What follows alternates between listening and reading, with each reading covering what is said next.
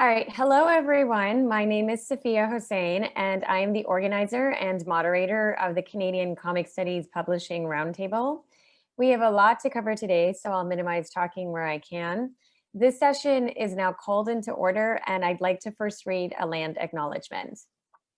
While this year we are coming together from all across Canada and the world, we would like to acknowledge that our organization, the Canadian Society for the Study of Comics, operates from both treaty lands and the unceded territories of the Indigenous peoples of multiple and distinct nations across Turtle Island. For the record, I'm all the way in Seminole country. I'd also like to say happy Pride to everyone because it's Pride Month. I'd like to inform the audience that this session is being recorded and the presenters have given permission for it to be live tweeted. I'd also like to note to our presenters that they have 5 minutes each for their presentation. And I will now present our first speaker. Jonathan Cracow is a graduate of McGill and Simon Fraser University who has worked in the editorial department of McGill's University Press since 2005 and since 2013 as editor-in-chief. McGill-Queens University Press is a Canadian scholarly publisher with a global reach and publishes across the social sciences and humanities. Welcome, Jonathan. Hi everyone. Thanks for inviting me, Safiyya, and it's a great opportunity, I think, to have this kind of discussion. We're a small group, and we'll have a short time. I won't cover all of the ins and outs of the scholarly publishing process, but a few key issues that I think are of interest to people, younger scholars and people in a burgeoning field. It's been really interesting to see the CSSC grow. I've been going to Congress long enough and attending annual conferences inside and outside of Congress to remember the first time that the CSSC met. So it's wonderful to see the growth of scholarship and really good work on what is a really significant literary, artistic, and cultural phenomenon. So I'm going to cover a few, just sort of some key aspects of how younger people would encounter the scholarly publishing process. With younger scholars always, well, younger scholars and older scholars, almost always the first book comes out of dissertation research. So I think it's useful to be mindful of this to some extent while you're doing your dissertation research, but mostly as you're finishing and also in, I would say, the year after the defense is the time when you have the ability to really do some productive rethinking about the dissertation and what it might mean as a book, how you might conceive this as a broader contribution to scholarship and something that's of interest to at least a little bit of a broader readership within your field and for an interdisciplinary readership. There is my favorite for this thing. There are two great books that are really super useful guides to, in one case, scholarly publishing in general, including journals and any type of interaction with scholarly publishing that you would have all the way along the line, even while you're a grad student, and that's getting it published. And the From Dissertation to Book is a really great short read. It's like 70 pages, it's snappy, it's kind of humorous, it's very practical, and is a really helpful guide for rethinking what your dissertation might be. The other things I would say that I've learned about the Jedi mind shift that happens between dissertation and book is get a friend to meticulously record the questions that you get at your thesis defense. I've been to a number of thesis defenses, and people, I know it's a super nerve-wracking thing, although your supervisor would never let you get to the defense if anything was in question, but people have a tendency to lob you some big picture questions during the defense, which are often very nerve-wracking because they're not necessarily things that you've talked about in your dissertation, and you're worried that you're going to have to be, that by answering the question in a expansive and interesting way, you're going to be asked to add a new chapter before you deposit or something like that. And it's not usually the case, but people, the people on your committee, rarely will you ever get, again, people who are sort of professionally compelled to engage with your work in that close attention, and people that are really smart and useful interlocutors for your own scholarship. So get somebody to record those questions, and then think about them afterwards when you're really thinking about, well, how do I change this from something that was a text that was designed to get me a degree to a text that is really thinking the biggest thoughts that I can think with this subject matter. Use your mentors and use colleagues that are a little bit ahead in that process, that have gone through that dissertation to book process and have their first books in press or are coming out. People often underestimate the amount of change and rethinking that has to go on there. And I would say, if you can find a way to let the dissertation sit for 6 months by being distracted by something else, postdoc applications, starting a new big research project, teaching, whatever it is, don't panic. It's important to let it sit for a while so you can really go back to it cold. And the last thing I think I'll just say real quick is comics and graphic novels are a visual medium.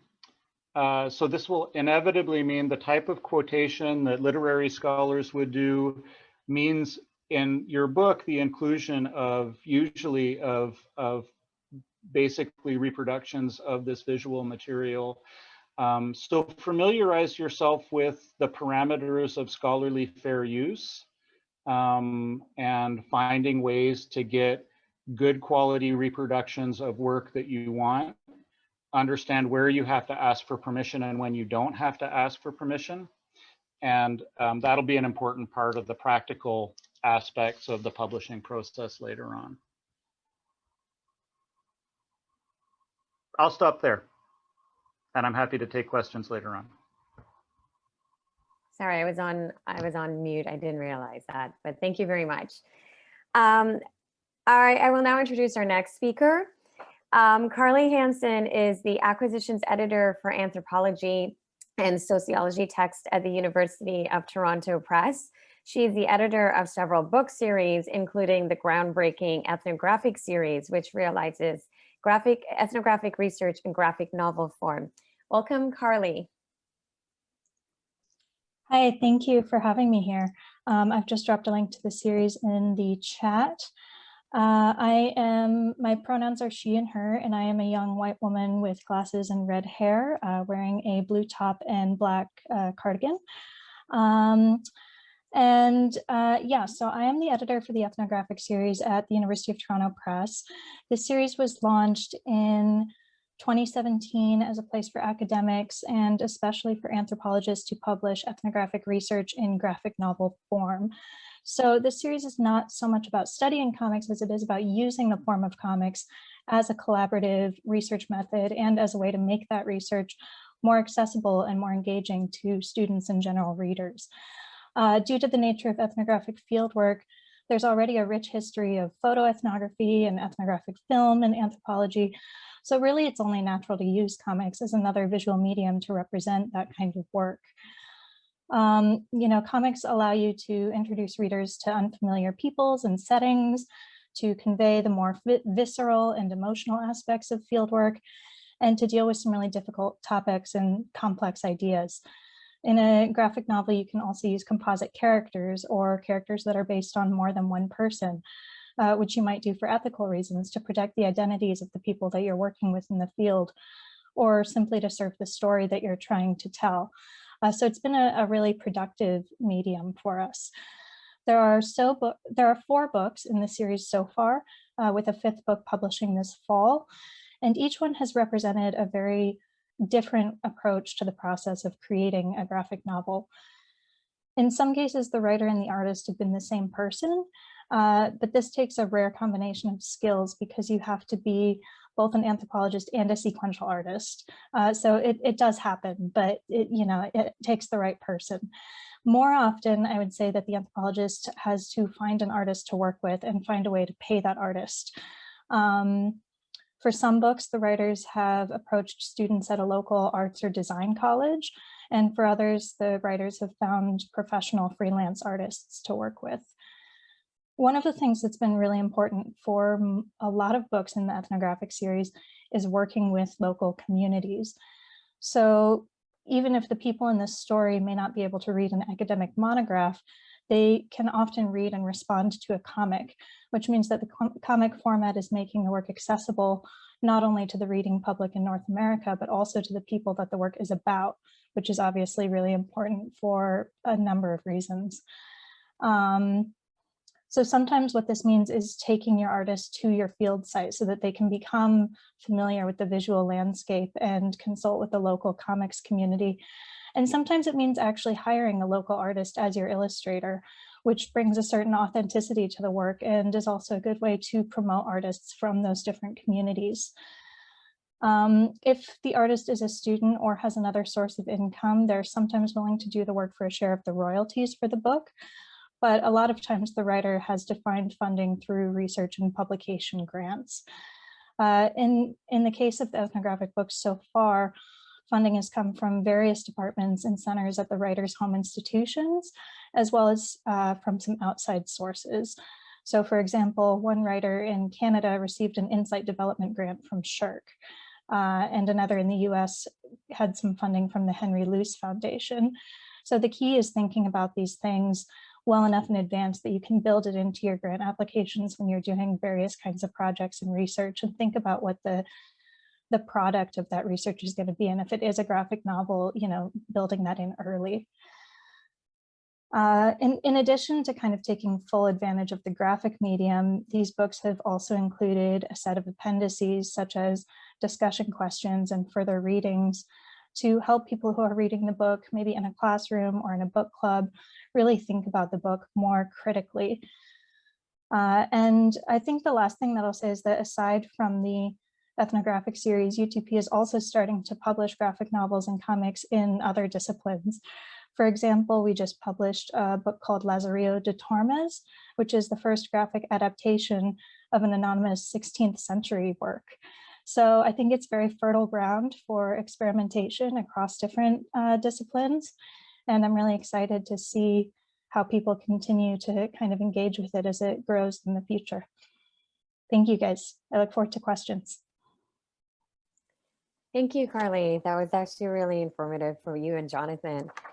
I will now introduce our third speaker. Candida Rifkind is professor in the Department of English at the University of Winnipeg, where she specializes in graphic narratives and Canadian literature.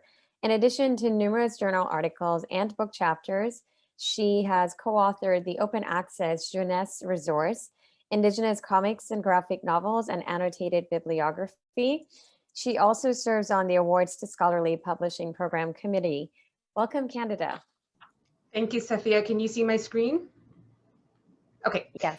Thank you so much for inviting me to participate in this, and I'm super interested to hear what Jonathan and Carli were saying. I'm coming to you from Winnipeg, which is on Treaty 1 land and the heart of the Métis Nation. And I'm here to talk about a collaborative, non-peer-reviewed project that is an ongoing living project, and that's the Indigenous Comics Annotated Bibliography. I put the link to the bibliography in the chat, and also the link to the Mazimbiche collection at the University of Manitoba Library, which was one of the main sources for this project. As far as we know, it's the only university library collection of Indigenous comics in the world. So I assume some of you have your screens open and are looking through our annotated bibliography. I just wanted to start with what will be my theme throughout, which is that this was a big collaborative project that, like Carli was mentioning in terms of some of their projects, really depended on building community relations. So I'm here as one of the coordinators. The other coordinator was Camille Callison, who's from the Tahltan Nation in northern BC, and she at the time was the Indigenous Services Librarian at the University of Manitoba and was the founder of the Mazambije collection, which was created to support Dr. Nigan Sinclair's courses in Indigenous comics at U of M. We had 3 researchers, 2 of whom are Métis, and Sacha Boucher is our current researcher. And then we also did a lot of community outreach and consulting, and our 2 main advisors on this were Nigan Sinclair, who is an editor at Highwater Press, an Indigenous graphic novels, comics, young people's books press here in Winnipeg, and Lee Francis, a self-described Indigenerd, the founder of the Indigenous Comic Con in Albuquerque. He's Pueblo of Laguna, and he also runs Red Planet Books and Comics, which I would suggest everyone look at if you're looking for Indigenous comics. They don't just publish comics, but they publish mainly comics. Okay, so I have some slides with points to go through, and I'll just go through them fairly quickly to give you an overview. So this all started with a question that actually came up yesterday in the seminar panel, which is, how do I find Indigenous comics? This was a question that came to me from students, from teachers, librarians, because in my Canadian comics courses, I was starting to include more and more Indigenous comics, and especially here in Winnipeg, there's a really big appetite for them. So it occurred to me that bibliographies are necessary foundations to build a field, and we're a young field. And you know, this is the legwork that needs to be done in order for scholars to find the text to study. So bibliographies are not normally peer reviewed, and they're very time consuming and tedious labor, and there's a lot of logistical issues with them and formatting issues. But I thought this is one sort of thing I can do at this point in my career, having published peer-reviewed work, and also mentor graduate students and even some undergraduates in the really kind of building block of academic scholarship, which is bibliographical work. So it ended up being an open access resource, free to download, posted to the website of the journal Jeunesse, Young People, Texts and Cultures. I'll talk about them in a minute.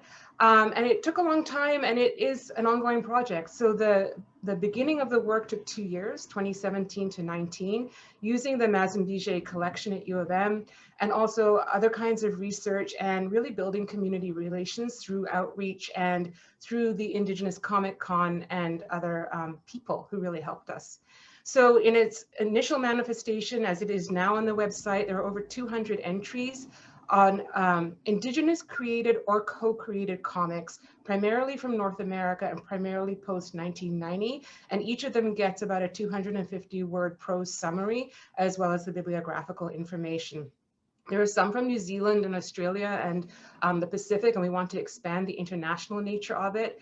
And they are all Indigenous created or co-created, and that presented a methodological question and an ethical one I'll mention in a minute. I do want to say that the Mazambije collection is a collection of comics by and about Indigenous people. So it includes a lot of early racist comics representing Indigenous stereotypes that the Nigan and others felt was really important for students to see, but we felt that wouldn't be the focus. We wanted to focus completely on Indigenous created comics. So as I said, it's open access and a living document, and we actually have a researcher right now updating it. But there's a link on the website for anyone to send me a link for new publications. We also, once all the bibliographical work was done, published an introductory essay for context with historical overview.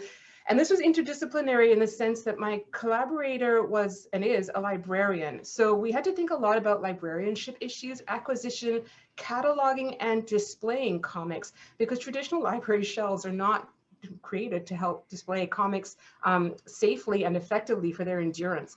So we talk about that. We talk about thematic clusters that we notice in the bibliography, and we invited some Indigenous comics writers and practitioners and the research assistants to write reflections on the process. So that's all in the introduction. It was an underfunded project. It was a project that snowballed, and I cobbled together funding from internal grants at my university to pay the research assistants. I'm still doing that. And we made sure that the RAs are credited as co-authors. We, at the beginning, underestimated the field. And in retrospect, at the beginning of this could have been a huge digital humanities project.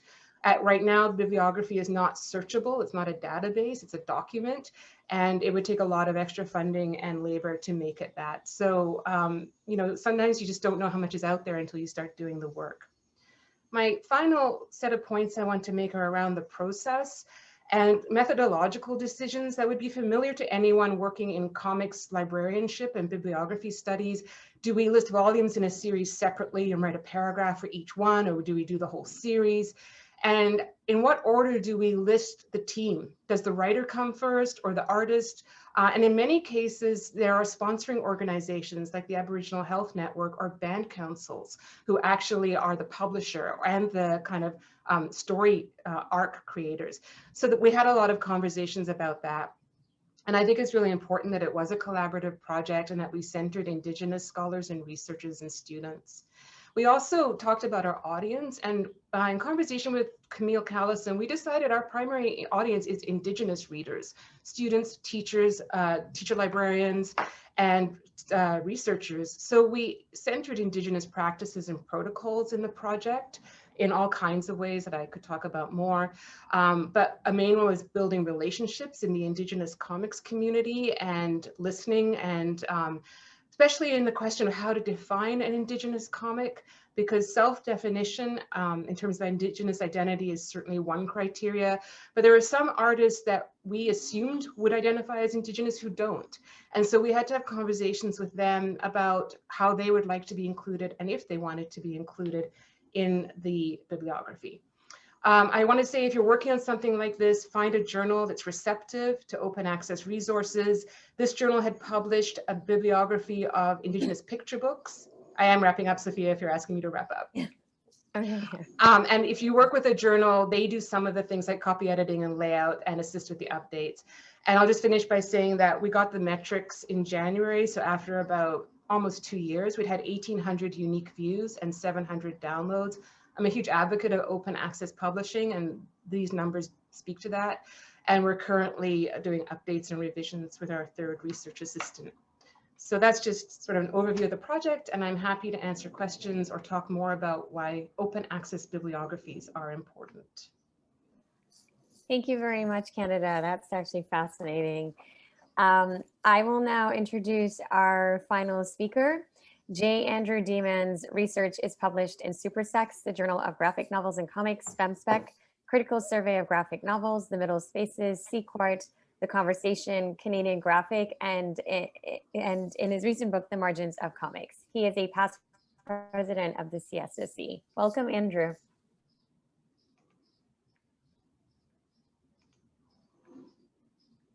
Hi everyone, I'm Dr. Andrew Deman. I've been asked to introduce what I do before we launch into our full roundtable. I gave it a title, let's call it Professionalization versus Scholarship in a New Media Age. So I have a little bit of theory to back up my practice here in terms of where I'm coming from. We all know the mantra by Clarence Marsh Case from 1928, publish or perish. This mantra has been described as the cause of the replication crisis, where a lot of people were publishing stuff that wasn't well-founded because they felt they had to publish, and we got a lot of bad stuff as a result of it. And it's also the cause of many grad student anxiety attacks ever since, putting a lot of pressure on academics to produce work that is immediately publishable. Now in 2009, we went in a slightly different direction. Joseph Romm coined the phrase publicize or perish. And even though he was talking about STEM, he was talking about climate change, this nonetheless became the new mantra for the Academy, appropriately right as the sort of social media age was coming to its fore. Then, in 2014, at the Harvard Summit on Information Technology, Clay Shirky gives a keynote talking about how technology will always come in through the back door, suggesting that things like computers and like even Excel, they were never issued by administrators. It was the people doing the work who decided to use this technology to make it better until the administrators noticed, essentially. Now what this means for me is that when we do live in a social media age, your dean's never going to ask you to open a Twitter account. You're going to figure out that good scholarship can be done through Twitter. And eventually you might be recognized for doing that, and I might convince my dean that my Twitter account is actual research. because that's a tough sell. And then alongside that theory, Shirky also talks about what's called cognitive surplus, which is the idea of how sort of what Henry Jenkins refers to as knowledge communities can leverage their collective abilities and draw in this kind of information, let's call it commerce, that we have in order to create new and wondrous things. And I don't know, that's what I'm trying to create with my scholarship. Now, I should point out, I haven't wholly abandoned the old academic ways. I'm still publishing in peer-reviewed journals. I'm still, going to conferences. And I'm still, trying to get a book manuscript through. So, I don't know. I'm not as radical as I guess I might be pretending to be in this presentation. Now, what caught Safiyya's attention in recruiting me for this roundtable is the work I did for The Conversation, which is a SSHRC-sponsored network of academic publishing that feeds out to the Canadian and world press. So they look for academics. Originally, you actually had to be faculty. Now they've opened that up to grad students in order to even apply, or they approach you, which is how I got dragged in. Delightfully, I didn't know what The Conversation was at the time, and then they publish these articles that then go out across the wire and can be picked up by any news organization as a way to fill space while presenting expert academic work. So their official slogan is academic rigor, journalistic flair. And that journalistic flair, that network of publishing that comes out over the wire is what makes them really appealing. You're going to get a big reach when you publish through The Conversation. The smallest reach I've ever gotten was 6,000 on an article. And even that was incorrect because their data tracking doesn't account for major newspapers such as the National Post, which is obviously a flaw in their infrastructure, but hopefully they fix that soon. So I've published 8 articles for them in 4 years. They're roughly 800-ish words each, and my total documented reach is 230,000 reads, which is a lot for an academic. On an average, your journal article is going to get 10, something like that. And yes, you're reaching the right people in that context. It's a very targeted marketing approach, but still a little disheartening. Though I do really appreciate that my parents took the time to read my article. And then the other thing that I've been working on is the Claremont Run, which is a SSHRC-sponsored micro-publishing initiative. We have 8,000-ish followers. We had 2 million tweet impressions in the last month, which is great. Not Kardashian numbers, but cousins of the Kardashian numbers, maybe. And it gives me the opportunity to create an ongoing dialogue between me, leading scholars, creators, and the public. Again, little mini essay type things, or data, or charts, graphs, whatever. Interviews published every day, creating this massive holistic perspective of my subject, which I think is really the value of what we do at the Claremont Run. So, tying this up, given the problematic infrastructure and practices of humanities research in general and comic studies in particular, and seriously, how effective is our peer review? Alongside the problematic excision of fan-based knowledge communities from comic scholarship as a whole, which we know is a massive problem, is it not possible to now see engaged social media work as the scholarship and all the tenure-seeking PR journal writing as the professionalization? It's more integrated. It's participating in more dialogues. It can be updated. It's archived. It's free and accessible. It can have images. There's so many reasons why it's stronger than traditional academic press, but I need that traditional academic press to put on my CV. So maybe that's the problem. Also, don't throw things at me. I'm really very nice. Thank you for your time, and I look forward to discussing this issue with you further, but nicely. Thank you very much, Andrew. And also again, thank you very much to all of our speakers. I have about 5 questions before I open the floor. I might limit it to 4 depending on our timing, because I'd love the audience to ask questions. You each have 1 minute to respond.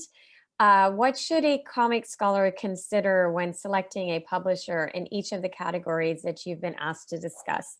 You each have 1 minute, and we'll start with Jonathan.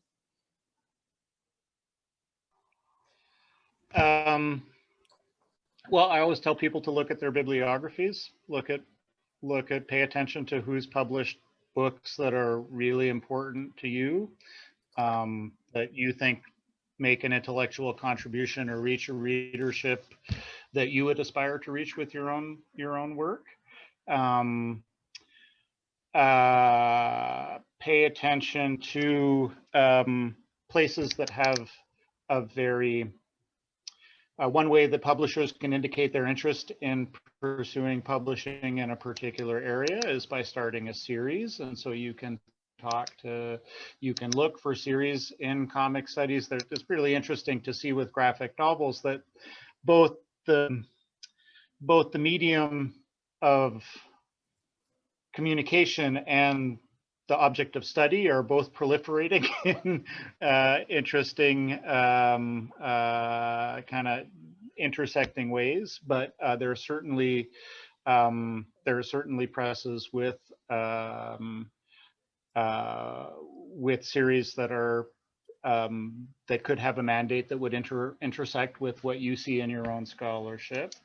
And I would just on behalf of a press that doesn't have an explicit comic studies series, but has done some really good work in cultural studies and fan studies and other things like that. One of the things too is just to pay attention to books that you admire as a physical object. If you're concerned about the accessibility of your scholarship, open access is one end of an accessibility spectrum, but you can pay attention to how books are priced and marketed as well. I think that's about as much as I can fill into a little bit over a minute. Thanks. Yeah, sorry, we just went over a minute. So Carli, yeah, you're next. Yeah, I'll be brief because I think I would just echo a lot of things that Jonathan just said, that you know, look at your bookshelf and see who publishes the books that you love, because, you know, there's obviously a connection there. Think about the reach of the publisher in terms of, yeah, what series they have, where they advertise, conferences they go to, things like that. And then a lot of times for comic studies in particular, production quality of those books. If you're reprinting a lot of pages of comics, or if you're doing original comics, that might be something that's really important to you, and having those conversations early on about what the press can offer in that area.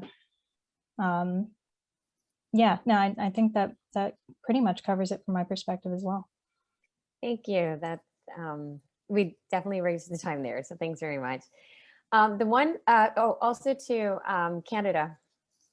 Sorry. Thanks. I agree with everything that they said. As a non-publisher, I would say talk to other people who published with that press, find out about their timelines, find out about how quickly they would get peer reviews back. If it's a Canadian press, understand you'll probably go through an application to the ASPP. And especially for comic studies, talk to people about how the press handled your images, whether people were happy with the way they appeared in the book, and what if they got any help getting permissions. So really talk to someone who's published with that press to get the author's point of view.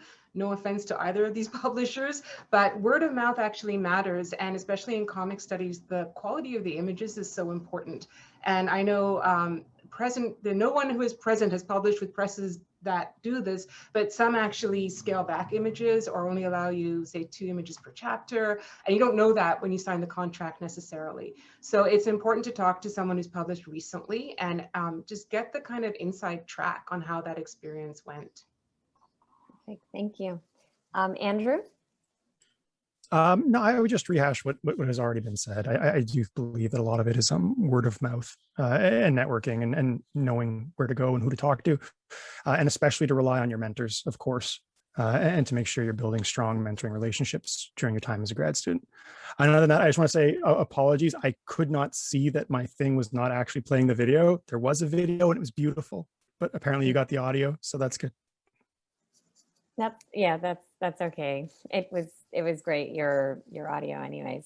So the one thing we haven't discussed is ASPP. We've discussed it, but not too much, the Awards to Scholarly Publishing Program grant, which is very, very key, I think, to Canadian publishing presses. So what advice would you give for writing an Awards to Scholarly Publishing Program grant? You each have 1 minute, and I'll start with Jonathan again. Yeah, sure. The ASPP grant is something that comes up later in the process and can only be made after peer review.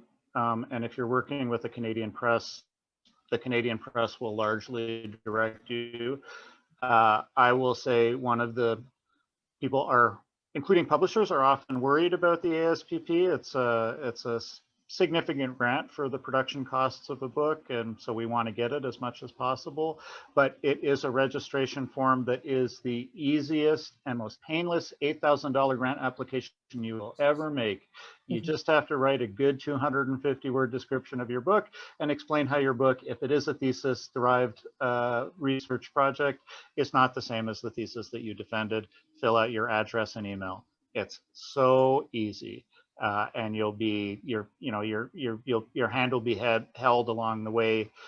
It's not a extra layer of difficult peer review. It does take a little bit of time for them to adjudicate those grants, but it's really important to give presses the ability to have some funding to put behind their books, to invest in good production values, and to make books accessibly priced. It's honestly, it's really an amazing resource for the scholarly communications ecosystem in Canada compared to many other countries. So it's real easy. Thank you, and thanks Canada for actually posting that to the chat. That's a link to ASPP. Carli, can you also too give your advice? Yeah, so for books in the ethnographic series, we don't actually require the ASPP because they are intended for students and general readers, which is a much wider audience than the typical academic monograph. But we do, most of our books are supported by the ASPP. And if, you know, once you submit your manuscript and you connect with an acquisitions editor and you get that peer review, the acquisitions editor will walk you through the ASPP process. And so it's not, you know, they'll make it very clear what you need to change to make it, you know, hopefully eligible. And it is an amazing part of the Canadian academic publishing system. I worked in academic publishing in the US and for several years. And when I came here and discovered that the government actually supported publishing in various ways here, and so did these other organizations, it was really amazing. So yeah, talk to your publisher and they should steer you in the right direction if that's something that's required. Thank you. I actually learned that it's only for Canadian presses too, so I thought I would mention that to the audience. Candida, you're actually on the committee, right? So could you give advice for what you look for? Yeah, so I'm in my 4th year on the jury for ASPP grants, and I will say we haven't had a 100% comic studies book come yet that I've been assigned to. So I hope that more come up. And I think a couple important things to know is that it's a grant for the publisher, not the author. So in some ways, you don't need to do as much as you would. You've already done all of the work that you will need to submit. I will say that we get, when we're evaluating your application, we get sample chapters from your book. We get all your marketing info about audience and competing titles. And we also get all copies of your peer reviews and the author's responses to them. A lot of books go through 2 rounds of that. And we take those very seriously, not just what the reviewers said, but how the author responded to the constructive criticism.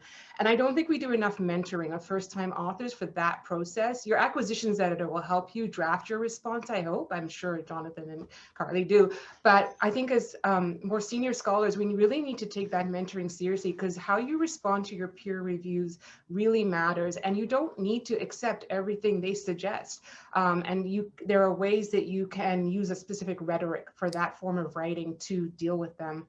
The other thing I'll say as my final piece of advice is comic studies is interdisciplinary. Many of us aren't trained in something called comic studies, but try not to overstate your interdisciplinary claims. There's somewhere on the form where you can list all the disciplines that will be interested, and people will list 10 of them. That will actually hurt your application, because then you'll end up with a jury of people from 5 different disciplines with very different ideas about what constitutes merit in a book. So I would say stick pretty close to your home disciplines, and you will find jurors who are familiar with your background in training and methodology. And I'm happy to talk privately, and if anyone's going through this process, whatever I can do without breaking confidentiality as an ASPP board member, I'm happy to talk to people in comic studies going through this. Thank you. It's very notable. Thank you. Andrew, do you have any advice? I mean, I don't know if you've ever applied to CSSC or I'm sorry, it's TSPP or any of those things. ASPP, no. I've won other grants though. My only advice would be for like early career scholars is there's a thing called the sort of scholarship ladder. So as you're thinking ahead to things that you might not be ready for yet, apply to anything and everything. Learn what your institution has available to you. Show that you are someone that people have been willing to invest money in. And even if it's a small amount of money, then the next application can be for more money. And again, it's kind of, you go up a ladder. That's it. Awesome. Thank you very much.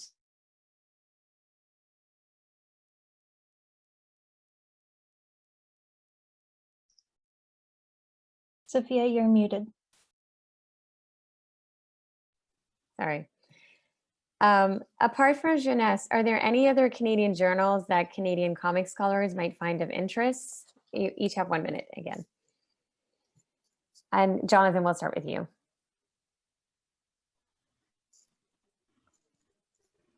I'm going to defer to Candida on this because I think.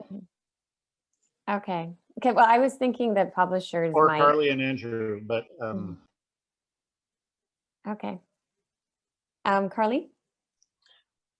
Yeah, I don't know about comic studies journals in particular. What I've seen with the ethnographic series is a lot of work in like anthropology journals, for example, that are covering, you know, the emergence of comics as a methodology in anthropology. So I think that it's yeah, it's not only journals that are focused on comic studies, but journals in multiple, because it is interdisciplinary, as we were saying, journals in multiple disciplines that are starting to recognize this as an emerging medium and form. So I don't have any specific ones that come to mind, but there's definitely interest kind of from a variety of different directions there.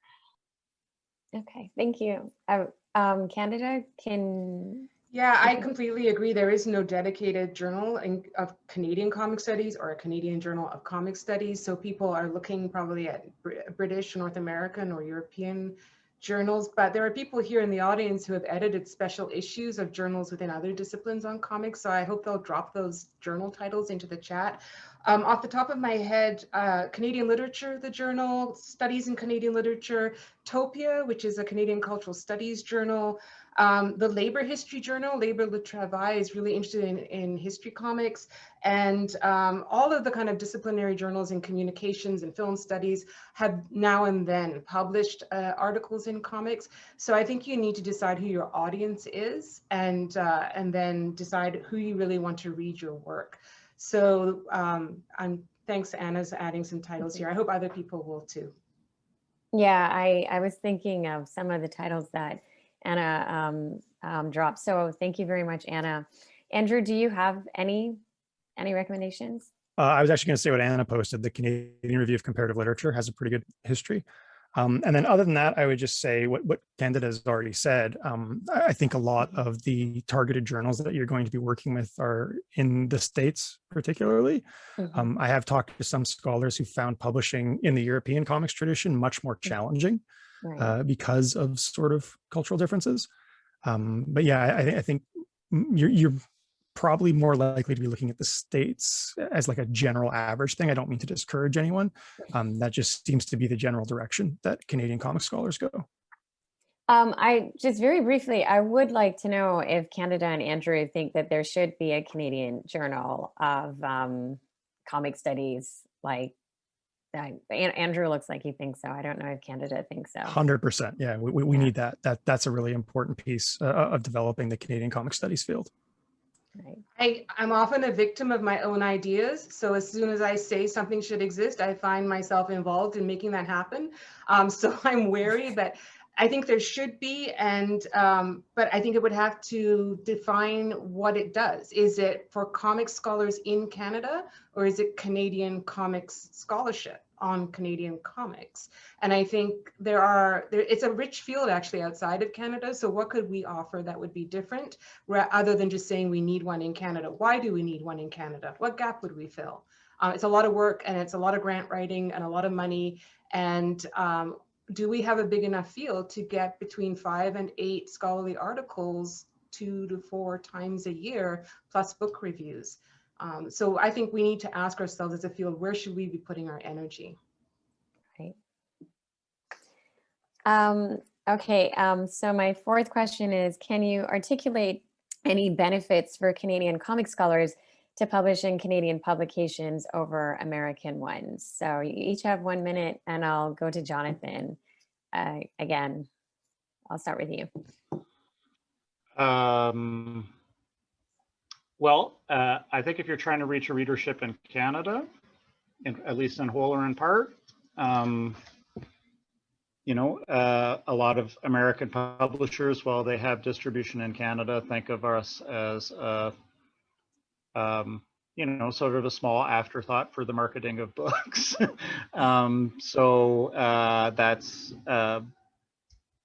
That's a good reason. I would just say, I guess it's a generalized comment, but I think the quality of university presses in Canada is really high, like across the board. And we do really good work, and I'm speaking collectively for all of the university presses in Canada. We do good work that is, you know, as good as or better than many US university presses. I see this when I go to conferences in the States, like the Society for Cinema and Media Studies. You know, we have really interesting, really good, really well-produced books. And it's, we're good presses, and it's a good scholarly communications ecosystem in Canada, and your work will be well served both within and outside of Canada. Canadian presses have no choice but to think of themselves as global presses and market outside of Canada, whereas American presses, or especially corporate European presses, don't really think too much about the Canadian marketplace. So you get your cake and eat it too with Canadian university presses. Thank you. I think that will be my last question. So Carli, can you tell us? Right. Yeah, I would agree with that. I think that, you know, Canadian presses are going to really spread the word about the book in Canada as well as in the US and internationally, as opposed to US presses. But really, I think that scholars should publish their work with the best press for that work. So whether that there's a specific series that you really want to be a part of, or a specific editor that you really want to work with because they really understand your vision.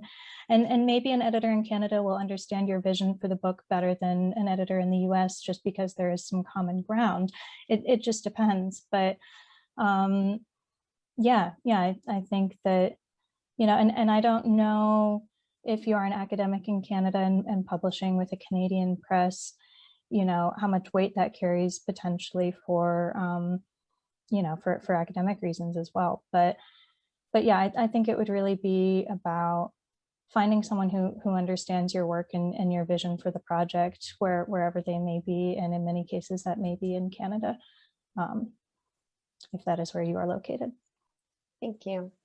Candida, Yeah, I agree with all of this, but I like Jonathan, think that Canadian academic university publishers are just really good to their authors, and you build relationships. I know Jonathan and the acquisitions editors at the other presses, U of T, Wilfrid Laurier, UBC, they go to our meetings and they get to know us and they find people.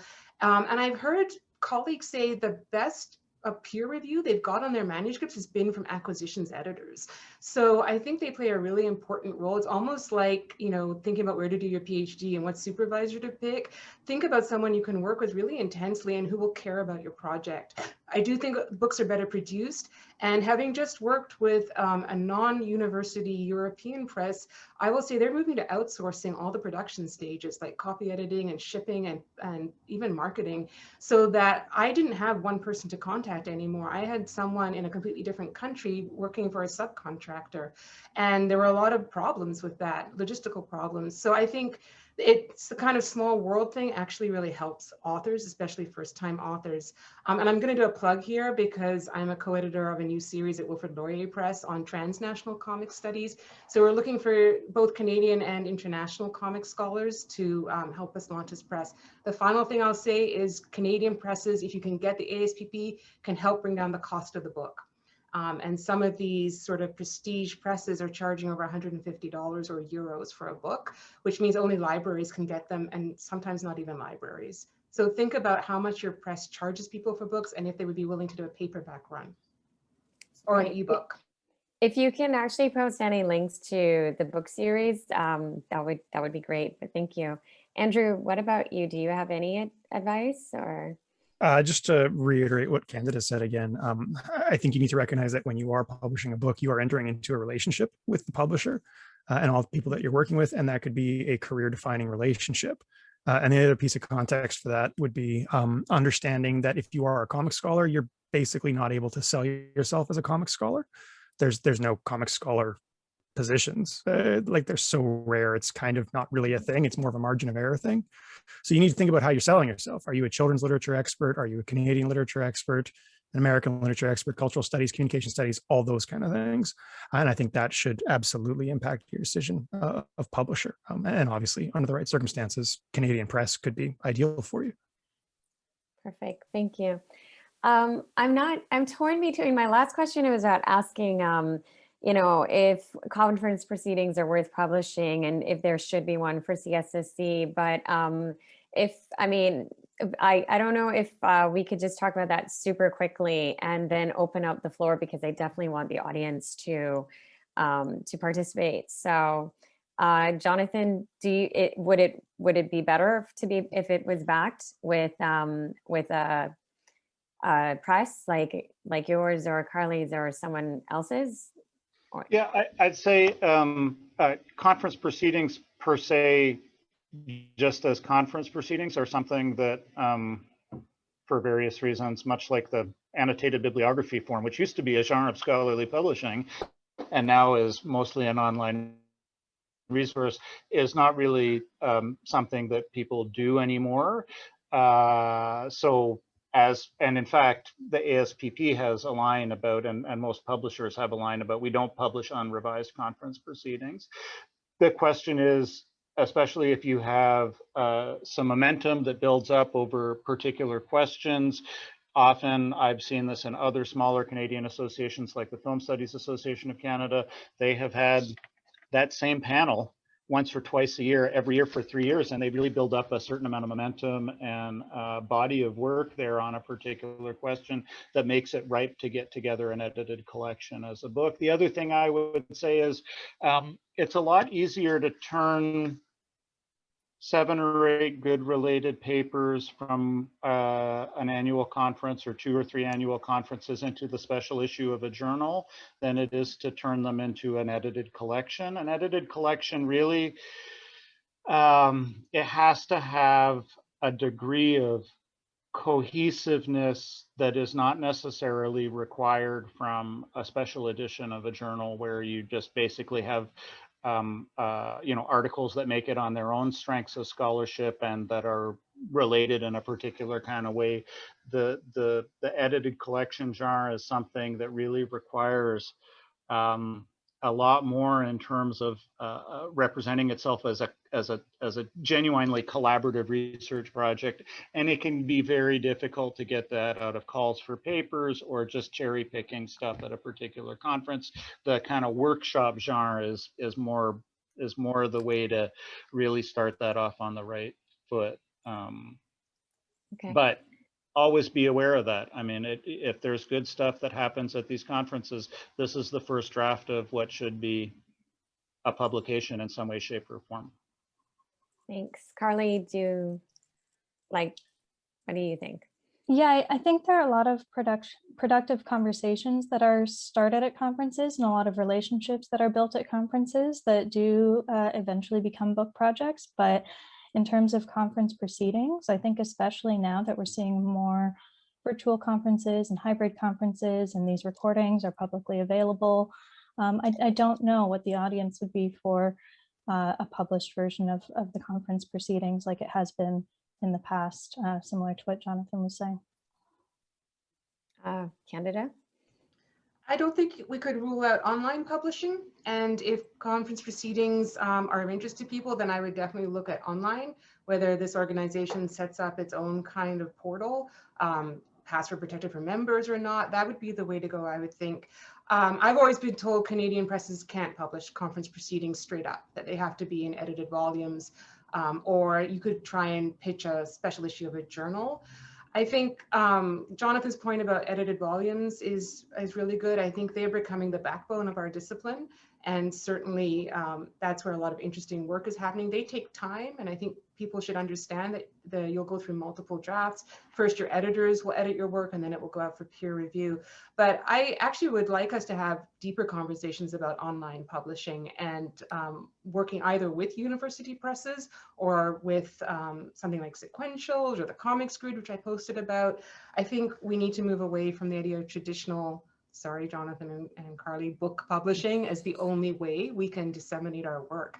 And I think, you know, Andrew and others are working with podcasting and places like The Conversation. So I think we need to be a little more sort of innovative in how we get out our work. Okay, thank you. Andrew? Just a brief mention in terms of living memory. We actually did that.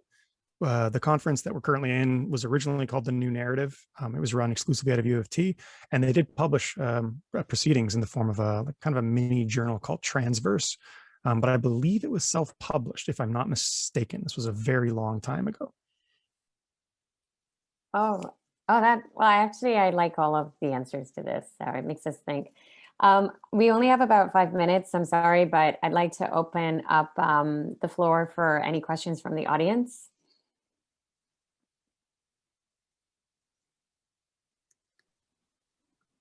I just get a word edgewise to support Canada's point from before that you should absolutely talk to people that have published with other presses to understand both what the process was for their book and the relative merits of other presses, and how decisions were made, so on and so forth. That's 100% the case. And you can also get that information from the horse's mouth. Acquisitions editors are out and about. Always the best part of this job is listening to people talk about their work and to thinking about books and how the books are taking shape and what people's ideas are, what they want their ideas to accomplish in the world, whether it's in book form or some other form of online publishing, which traditional publishers are not averse to. So talk to an acquisitions editor. Information is online. You see us at conferences. Don't be shy. Right. Safiyya, can I ask Jonathan a question? Sure. Is there a public set of guidelines for fair use of images in Canadian scholarly books that comic scholars can refer to? Because it's such a gray area. I tell people to substitute the words fair dealing for fair use and look at the SCMS guidelines. SCMS guidelines, okay, so they're talking about taking film stills from images, and they have some stuff that's obviously very particular to that genre, which is like, yes, you can take stuff off of DVD. If you find yourself overwriting DRM codes and hacking the DVD, then you know that you're doing something that you're not supposed to do. But I think as a general rule, obviously Canadian copyright provisions around fair dealings have slightly different nuances and slightly different wording, but the point is, it's transformative use. It's part of, as long as your book would not be used rather than the original to read the comic you're writing about, which is almost impossible, right? Then you're within the for the purposes of satire, criticism, and scholarship provision of the fair dealing part of the Canadian Copyright Act. The issue I find is it depends on what you're trying to reproduce. So for instance, art historians have a much more difficult time navigating this stuff because practically speaking, the only print quality reproduction of an artwork that they can get is from the museum that has that artwork. And so then you ask for, can I get the reproduction of that artwork? And the museum, who has to pay a full-time staff photographer and somebody to maintain stuff in their collection, will charge you for that. They're not charging you for the intellectual property rights, they're charging you for the file that you need to slap on the page that's going to be a part of your book. So, and I would also say sometimes there are more nuanced relationships here in terms of your relationship with an emerging writer, somebody that you do want to compensate, that you're not strictly speaking required to, somebody that you want to maintain good relationships with, whether that's for collegial, general humanity, ongoing research issues. So there, you can always pay people to get stuff, but you also have to think about the quality of the image that you're getting. And if you can only get that from the artists themselves, in some ways, it's fair to compensate them for that, even if it's not an intellectual property rights infraction in the strict sense. So it's 1:30 right now, so technically we should be all done. They have told me that they'll keep this up for the next 5 minutes. But there is a link in the chat if anyone want like to go on Discord. I think I'll probably go on it now to continue this conversation, because this has just been very fascinating.